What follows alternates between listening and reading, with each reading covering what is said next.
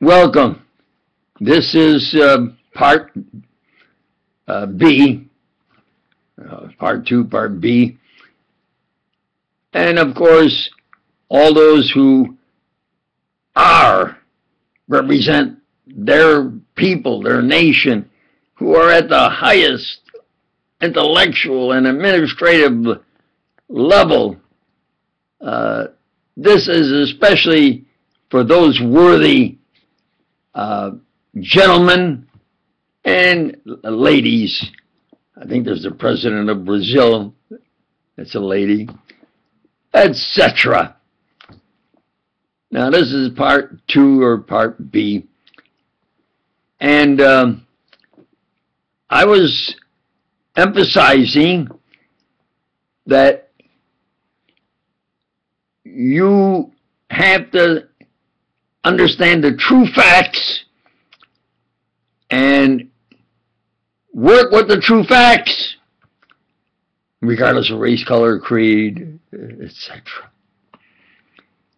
From the philosophical viewpoint, critical philosophical viewpoint, and is that when more and more, and then it became established that the void is a void. That's my opinion.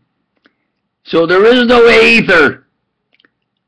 And I belonged to a club where there was a fellow who had a 10 by 16, about 4 inches thick, tremendous lifetime work that he says proved there's a medium aether. Now that's his opinion. Everybody's entitled to their opinion as long as it's not irrational or immoral.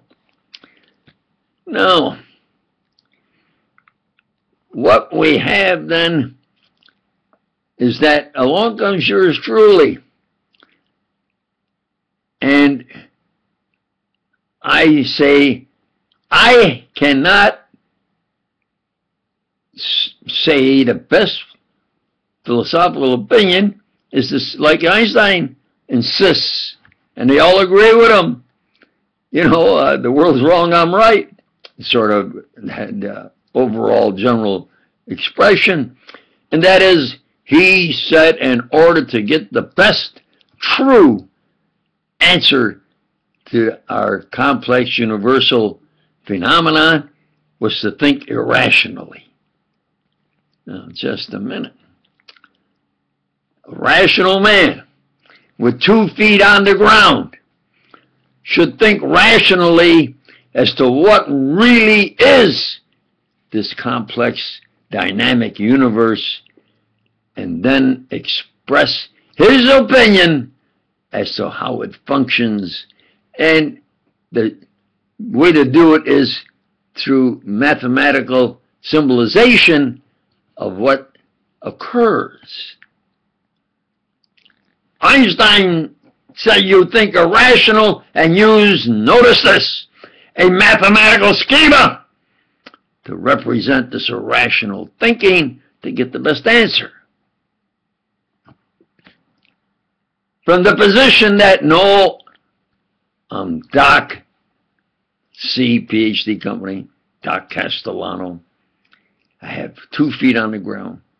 I want to be just as rational, honest, thinking gentleman as possible. And thinking rationally, I want to present what the actual, in motion, say vectors. In science, you say what the actual element, what is the actual physical unit, force you're discussing and explaining. That was my position. So from that point of view, I said, well, what is he really doing in his mathematical physics? And he copied others. I think at times he did really not know what he was presenting, but this is what he copied, because from his experience and analyzing what was proven and not proven, and what you could therefore present proven and be accepted, he wanted to be accepted as a real good man who could teach at a university or college. You understand? And that's what he put forward as 1905 papers, and why he put forward so much work is to show he could do it by volume to get that position. So others helped him and he got the position. But it's not his original work. And most important is him stealing a dead man's, he was a friend who showed him E equals mv squared or equals mc squared, the transformation, showed him, explained calculations of transformation of mass into energy.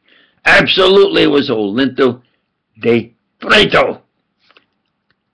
And Umberto Bartolsi, a mathematician and mathematical historian, wrote a book saying the true story of the world's most famous equation, E equals, and he used E equals mc squared, it was mc equals mv squared, is how the Plato and Einstein copied it. So those who say, well, Einstein put forward E equals mc squared, that's now after generations, they don't know what they're talking about. So Einstein was the world's greatest plagiarist. He stole E equals mv squared equals mc squared, Olinto de Plato's presentation to an official publication to a prestigious science academy a year before.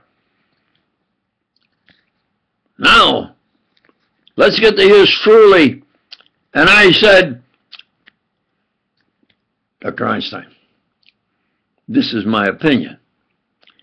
If you take your book of relativity and put it at the point of a fulcrum, and it's perfectly balanced, and you hit it, you bombard it with a proton,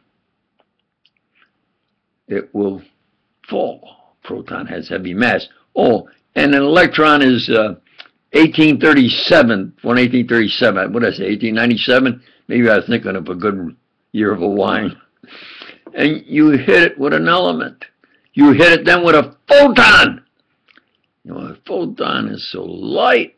Its speed is that of the speed of light. Will the book fall? Compton proved that a photon has momentum. Now, I insist. They used rho, the Greek symbol rho. Now they say P. Rho equals MVR. If your MVR, if I obtain in the laboratory my rho prime equals M prime V prime R, if we set R to unity, then my rho prime equals MV equals M prime V prime will equal your rho equals MV. If my M is less than yours, but your book falls, your book of relativity falls, you say, well, maybe you didn't set it correctly, so you put it back up again, and it falls, and you put it back up again, and it falls. You say, well, it's just, no, it isn't just falling. It's because even though my M prime is less, my velocity by mathematical physics has to be greater. Actuality, I think in CERN, as I've read or speculate, that they're getting increments of velocities greater than the velocity of light. Once you break that light barrier, you have established breaking the light barrier. And that is the future. It's now called superluminous science, superluminous velocities. That is the future of theoretical mathematical physics, theoretical at least mathematical physics. And he said, well, do you think like when? And it was 1955, and I said, man, 20 years, about 1975.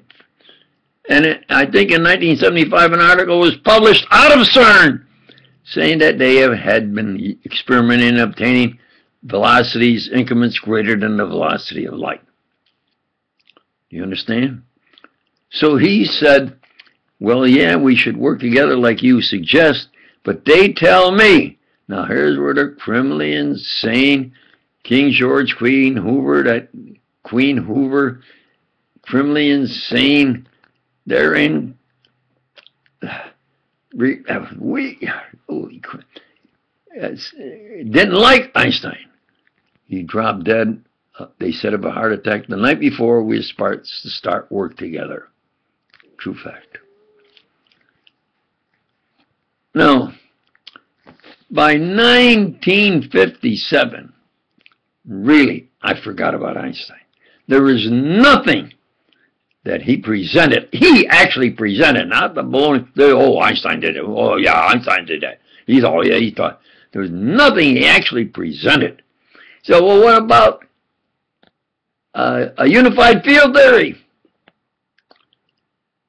Well, he had been trying for over 20 years now. I think he tried for over 20 years to get a unified field theory. I suggested that I may have the basic concept of unified field theory. Well, he presented a unified field theory.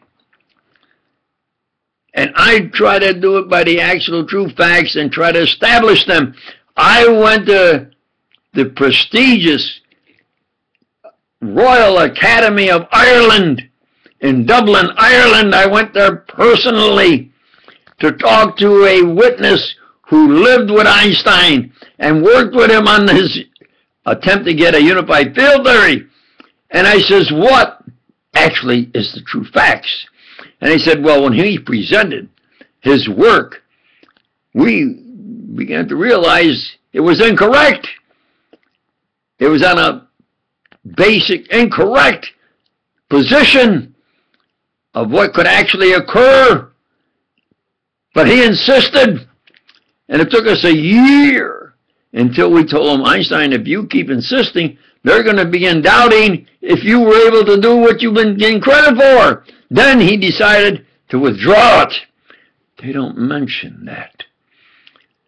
He tried a unified field theory and had to withdraw it as incorrect. He said, oh, let's talk now. Personally, when him and I one-on-one, what it actually developed into,